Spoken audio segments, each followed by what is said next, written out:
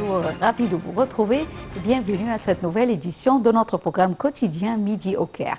Et commençons l'édition d'aujourd'hui du jeudi 24 novembre 2022 avec le président Sisi qui a souligné hier l'importance extrême des actifs et des biens de Waqf et de leurs grandes particularités qui imposent non seulement leur préservation mais aussi leur bonne gestion, leur développement et la perception de leurs recettes selon la valeur marchande équitable. Le président El-Sisi a ordonné d'accélérer la mise en œuvre de tous les jugements rendus en faveur de l'autorité des Waqf et le règlement rapide des procès des Waqf actuellement au tribunal. Le président a tenu ses propos lors d'une réunion avec le ministre des Waqf, Dr Mukhtar Gouma, et le conseiller du président de la République pour les affaires financières, Mohamed Amin. La réunion a principalement porté sur les efforts de gestion et de développement des actifs de l'autorité des Waqf.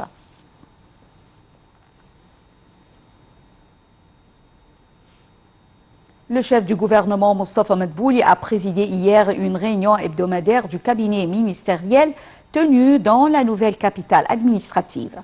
Au début de la réunion, le Premier ministre a examiné les résultats de la dernière visite effectuée par le président Abdel Fattah el-Sisi au Qatar pour assister à l'ouverture du Mondial 2022.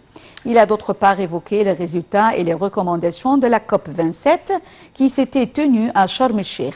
La COP27 a pour la première fois reconnu la question des dégâts et adopté la création d'un fonds pour les pertes et les préjudices pour aider les pays en développement à affronter les défis climatiques. Selon M. Madbouli, les résultats de la COP27 ont prouvé la réussite de l'Égypte, non seulement dans l'organisation spectaculaire de la conférence, mais aussi dans la direction de l'action collective internationale dans le climat, ou plutôt le domaine du climat. L'Égypte suit avec une vive préoccupation les attaques ces derniers jours par la Turquie et l'Iran contre les deux pays arabes, l'Irak et la Syrie, violant la souveraineté sur leur sol. C'est ce qu'a déclaré hier le porte-parole du ministère des Affaires étrangères dans un communiqué. Le communiqué a indiqué que l'Égypte, qui suivait en continu et avec intérêt ces développements, a appelé à la désescalade pour éviter les bains de sang et pour épargner à la région plus d'instabilité.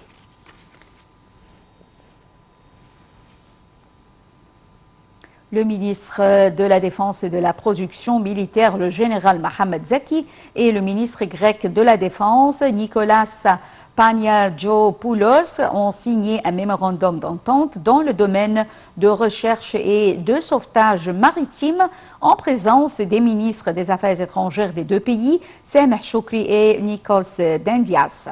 Ce mémorandum d'entente s'inscrit dans le cadre du renforcement du partenariat et de la coopération entre les gouvernements égyptiens et grecs. Le général Zaki a valorisé le partenariat unissant les forces grecques dans divers domaines et confirmé le souci du commandement général des forces armées de coopération dans les divers domaines militaires.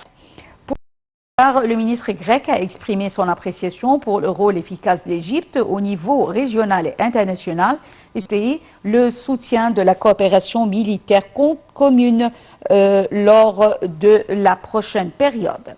L'entretien a porté également sur nombre de sujets d'intérêt commun dans le cadre de l'échange d'expériences communes.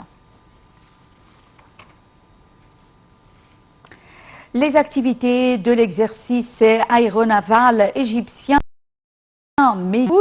débuté hier se poursuivent dans la région d'opération méditerranéenne en Égypte avec la participation des éléments des forces aériennes et navales égyptiennes, grecques, chypriotes, saoudiennes, américaines, les Émirats arabes unis, Bahreïn, l'Allemagne, le Maroc, la Jordanie, le Congo et la Roumanie y ont également participé en tant qu'observateurs.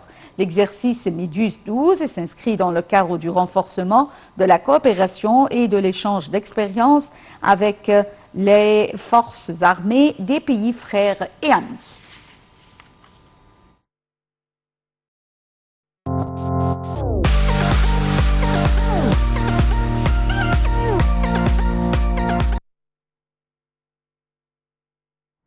Enchaînons avec le chef du gouvernement, Dr Moustapha Madbouli, qui a examiné les premières estimations du budget public pour l'exercice 2022-2023.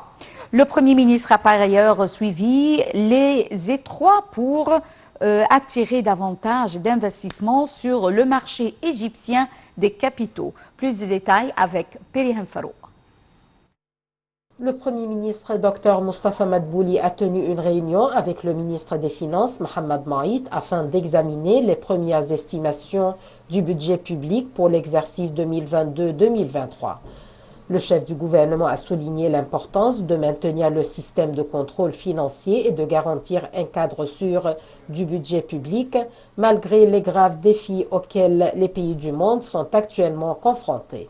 Notre principale mission est de maintenir cette politique afin de contenir les choses qui affectent nos conditions d'une manière ou d'une autre. Il s'agit de fournir les crédits qui assurent une disponibilité des marchandises et les programmes de protection sociale, a-t-il précisé. Le gouvernement s'efforce d'améliorer la qualité de vie des citoyens conformément aux directives du président El-Sisi, a ajouté Madbouli.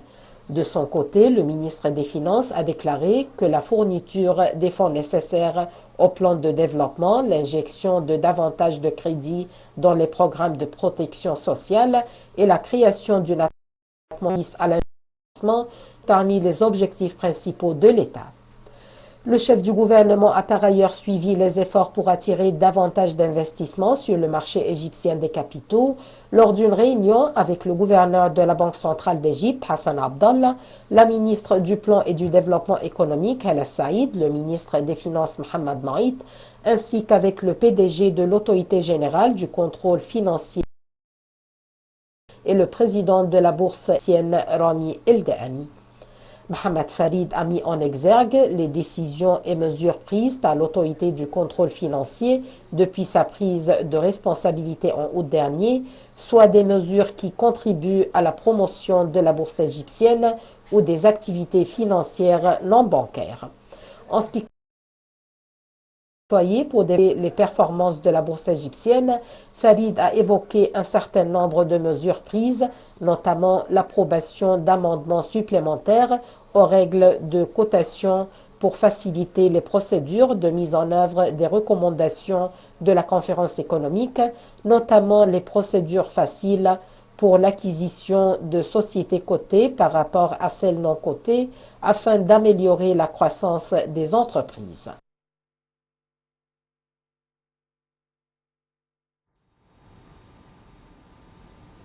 La ministre du Plan et du Développement économique, Hala Saïd, également PDG du Fonds souverain d'Égypte, a souligné le souci de l'Égypte de rejoindre le Forum international des fonds souverains afin de gagner la confiance de la communauté internationale dans le fonds.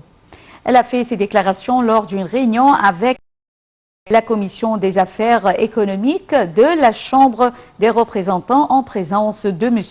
Ayman Souleyman, directeur exécutif du Fonds souverain. Madame Saïd a passé en revue le rôle du Fonds dans l'attraction des investissements privés, soit nationaux ou étrangers, ou des projets supervisés par le Fonds. Le secteur des musées au Conseil suprême des antiquités a célébré le deuxième anniversaire de l'inauguration des musées de Sharm el-Cheikh dans le gouvernorat du Sinaï Sud et de Kafr el-Cheikh dans le gouvernorat de Kafr el-Cheikh. Les deux musées ont reçu les visiteurs, parmi lesquels des Égyptiens, des étrangers, des Arabes et des Africains résidant gratuitement. Un commentaire de Chérif Boussela. Au Conseil suprême des Antiquités a célébré le 2e anniversaire de l'inauguration des musées de Sharm el-Sheikh dans le gouvernement et de Sheikh dans le gouvernorat de Kafr el-Sheikh. Les deux musées ont reçu leurs visiteurs parmi les Égyptiens, les Arabes, les Africains et les étrangers résidents gratuitement. Le chef du secteur des musées, M. Mo'men Othman, a expliqué que la célébration comprenait l'organisation d'une série d'événements chaque musée séparément. Ceci dans le but de connecter elle travailler à accroître la sensibilisation à l'archéologie et au tourisme parmi tous les segments de la société.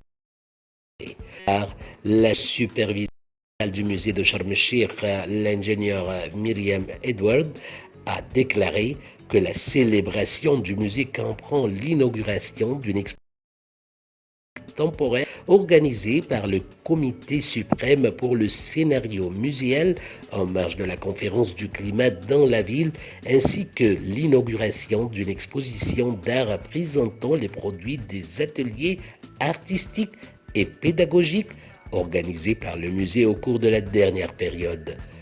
Le directeur général du musée de Kafr el-Sheikh, Dr Oussama Farid Othman, a passé en revue les activités de la célébration du musée, qui comprend l'inauguration d'une exposition temporaire intitulée « Des créations coptes », comprenant 10 pièces, dont la plus importante est le manuscrit des 4 évangiles, une icône avec la Vierge Marie portant l'enfant Jésus et une icône de l'un des saints, en plus d'une série de conférences sur les musées et leur rôle dans le développement communautaire et l'idée d'établir des musées à Kafr el-Sheikh. Le musée de Sharm el-Sheikh est le premier musée d'antiquité égyptienne au sud du Sinaï. Il a été conçu pour être un centre d'investissement culturel et un forum pour les civilisations humaines à travers les âges, dont le but est d'intégrer le tourisme récréatif et le tourisme culturel afin que le visiteur ait le tourisme profiter déjà pittoresque et des activités marines de la ville et en même temps découvrir l'ancienne civilisation égyptienne. Le musée de Kafr el-Sheikh est situé à côté de l'université de Kafr el-Sheikh. Il a été créé dans le cadre de la signature du protocole de coopération entre le ministère du Tourisme et des Antiquités et Kafr el-Sheikh en 2007.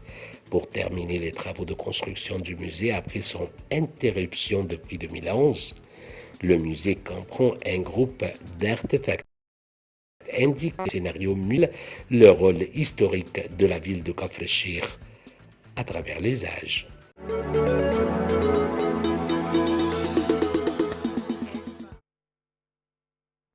Retournons au studio, mesdames et messieurs, et j'ai le plaisir d'avoir avec moi en ligne Monsieur Hazem El-Skandarani, expert en tourisme et guide touristique, qui va nous jeter la lumière sur ces deux. Bonjour, Monsieur Hazem El-Skandarani.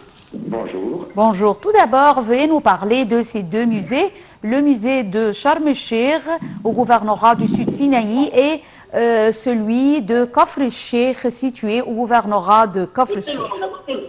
Bien sûr, pour ces deux musées, il y a un intérêt très spécial, justement, quand on parle de Kafr el-Sheikh, qui est un gouvernement qui est malheureusement pas bien mis en valeur par l'Antiquité, et qui était trouvé lors des excavations dans ce gouvernorat.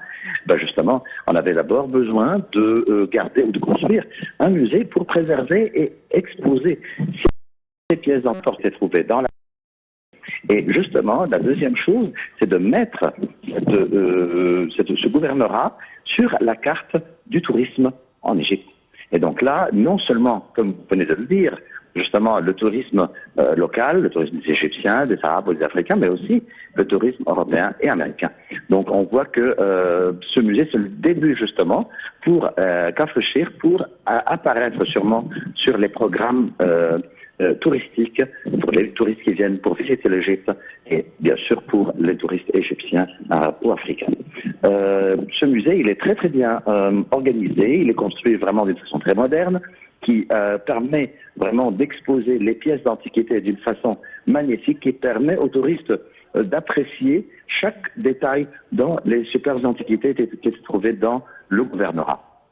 Et donc là, on voit que ce rôle est très important, qui est joué. Non seulement ça, mais ça, et ça c'est le cas pour les deux musées et chaque nouveau musée qu'on a inauguré dernièrement, c'est qu'on a besoin de beaucoup de musées pour exposer les différentes antiquités qui étaient trouvées dans les différentes régions de l'Égypte et surtout grâce aux excavations qui ont eu lieu un peu partout en Égypte. Quand on fait les excavations, on attend justement de trouver une place correcte pour bien garder ces antiquités en bon état. Non seulement ça, mais pour les qui viennent prendre, et justement sur l'Égypte ancienne encore plus le nombre de musées. Et donc là, ce musée est quelque chose de très très important à faire et ça va attirer beaucoup de tourisme dans le gouvernorat de Kafr el-Sheikh. Oui. Concernant le musée de Sharm el-Sheikh, bien sûr, ça c'est un site touristique extraordinaire. Il attire bien sûr les plongeurs, les touristes qui viennent pour les sports nautiques ou pour comme station balnéaire. Mais ce musée rajoute une valeur importante à ce site, ou cette ville touristique du grand niveau, du plus haut niveau, c'est le côté culturel. Et ça incite les visiteurs de ce musée à découvrir encore plus de régions de l'Égypte pour découvrir plus et savoir plus sur l'Égypte ancienne. Donc on voit que tous ces deux musées sont bien placés dans un gouvernorat, encore la carte touristique, et l'autre qui est renommé pour station balnéaire pour les touristes. Alors ça c'est un début, je pense, d'une série de constructions pour les musées dans les différents gouvernorats de l'Égypte. Et comme ça, l'Égypte va peut-être visitée plusieurs fois par les touristes qui viennent, juste pour visiter les sites classiques, les villes classiques, mais aussi on rajoute sur la carte notamment des nouveaux villes et de nouveaux gouvernorats. Oui. Je tiens à vous remercier, Monsieur Hazem Rani, guide touristique et expert en tourisme, pour ces explications. Mesdames et messieurs, nous arrivons à la fin de cette édition de notre programme quotidien Midi au Caire et merci pour votre fidélité à NITV International. Restez avec nous et bonne journée. Au revoir.